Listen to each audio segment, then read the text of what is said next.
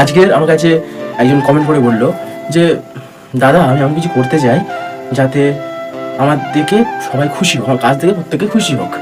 কিন্তু ওই বলে না যে তুমি যা খুশি করো তুমি খুশি পাবে না, ঠিক আছে? তো ভাই শুনে নে, তুই যা খুশি করে নে, যা ইচ্ছে তাই কর, কেউ না কেউ দুঃখ পাবে, ঠিক আছে?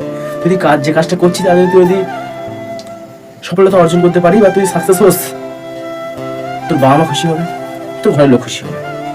আর যদি না হোস, তোর কজন খুশি হতে জানিস? আত্মীয় স্বজন, বন্ধু বান্ধব আর পাড়ার লোক তো খুশি হবেই।